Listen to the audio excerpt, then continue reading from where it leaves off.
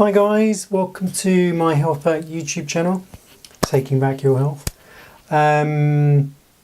Some important things that people really need to understand are quite basic, and once you understand them you can incorporate them into your life, and that is micronutrients. And we only need micronutrients in small amounts, but sometimes we're lacking in them because although you can get them in plants, and obviously the more you eat, the more you get.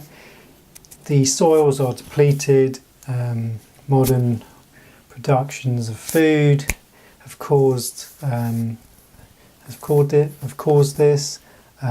Also, our soils, as I said, are depleted. So I supplement with a multivitamin as well, but it's very important to understand you can still get nutrients from fruit and vegetables, which I'll either run through them or I'll just add them to the video at the end so you can just read through them.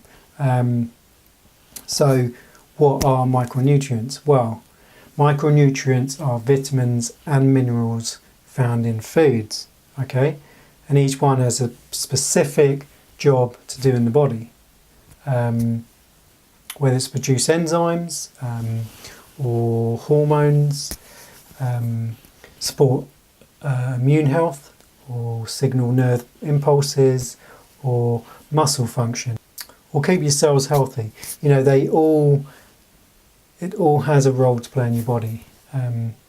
Okay, so there's 13 vitamins. You've got the water soluble, which there's 9 of, so it's the B vitamins, and the 9th in the water soluble would be vitamin C, hence why they say you need to replenish these daily, because they do not stay in the body. You pretty much urinate these out.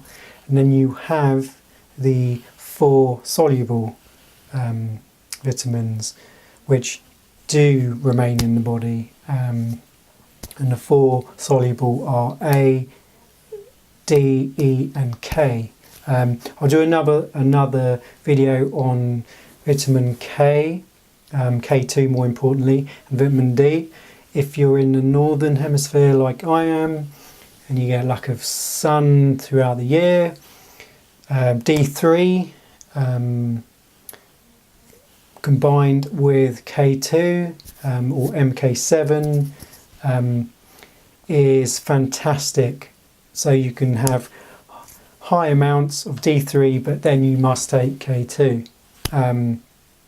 And also it helps with calcium being deposited in your bones rather than in your arteries, and things like that. So, you know, if you combine them all, you can have magnesium with calcium, and I've read a lot of reports it's a ratio of 2 to 1 for magnesium and calcium, and I've read others where it's 1 to 1. I've done 1 to 1 when I've needed to take it, and it works well with D3 and K2 like I said. Be careful of the synthetic ones, especially if you opt for MK4 and MK7, because you can get synthetic. Generally the MK7 is fermented from natto, so it's easily absorbed in the body, but that'll be another video. I just wanted to make aware of the fat soluble ones, which are very important as well, and they're best absorbed when they're taken with fat, you know, so olive oil. A lot of them add, when you get them in supplements, they add sunflower oil, which isn't the best. So you can get ones with coconut oil or olive oil. It just helps absorb better into the body. And obviously water soluble, as I said, it's all self-explanatory. So minerals are inorganic nutrients your body requires in continued supply to sustain a healthy life. Okay, and so I think there's about 21, I can't remember overall, but some of these you're going to know as soon as I say them, and the minerals consist of iodine, iron, calcium, magnesium, manganese, phosphorus, potassium, selenium, sodium and zinc. And they all have a role, like I said, in the body, whether it is to help glutathione, whether it is to help the muscles, whether it is to help the mind and the body, the liver. They all have a role to play. Okay. I've got a list here which I can just run through to tell you what various micronutrients actually do in more detail. So for the B vitamins, it will allow your body to extract energy from the foods you eat. And if you are on a vegan diet, you're definitely going to have to supplement with B12. You can also take spirulina, but I do both. I feel, it really gives me the energy. Vitamin C and E are antioxidants, and they work together to protect cells from environmental damage and keep cell membranes healthy. Vitamin A is important for immune system support, vision, health and reproduction. Vitamin D aids in the absorption of calcium for strong bones, which I already mentioned. D3 is the one you want. And you can take high doses. But as I said, you've got to take K2 with that. Otherwise, it could be toxic for the body. Vitamin K helps the blood clot so wounds can heal. So best not taken with a blood thinner medication because they're going to fight against each other. Magnesium is a cofactor for over 300 enzymatic reactions. Calcium and phosphorus help bone health, but if you take calcium, and especially in high doses by itself, it can cause calcification in the blood and arteries. So beware, do not take it by itself. Sodium, potassium and chloride conduct electricity between cells and play a vital role in nerve impulses and muscle contractions.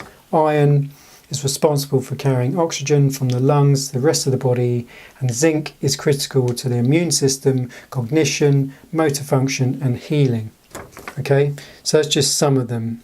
But as I said, you can get like vitamin C from citrus fruits, vitamin E from spinach, bell peppers and avocados. Vitamin K is mostly found in leafy green vegetables. B vitamins in quinoa, seeds, beans, avocados, leafy greens. Vitamin A, carrots, yellow, orange and green vegetables. Vitamin D, the sunshine vitamin, best place to get it. But as I said, if you're in the northern hemisphere, but you need to supplement. And that can be, the problem is if you don't get vitamin D, you can feel low in energy, and you can get depressed basically. So it's good to supplement with it during those months. In the summer, you should get some natural vitamin D from the sun. Calcium you can get, you don't need to drink milk, like you're always told. You can get that in kale and collard greens, sweet potatoes, broccoli, carrots, chickpeas, and other legumes and whole grains and fruits. Iron, leafy green vegetables like spinach and broccoli, legumes and pumpkin seeds.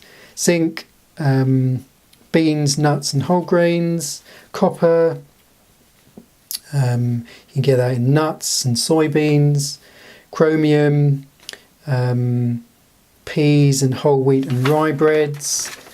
Iodine, which I've done high doses of iodine and had great success with that, and you can do the skin patch test. I need to do a video on that to see. It basically works to tell you an indication of if you're low on iodine, if you need it or not. But I'll do a video on that.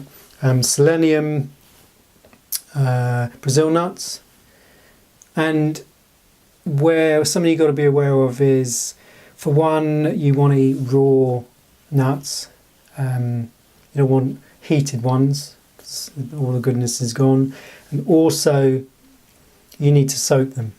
It's best to soak them overnight, which I do, or at least sort of 6 to 8 hours before consuming. It gets rid of sort of the anti-nutrients or the problematic things, such as like you need to soak legumes and rice. It gets rid of the stuff that causes our body problems. You need to do the same with nuts.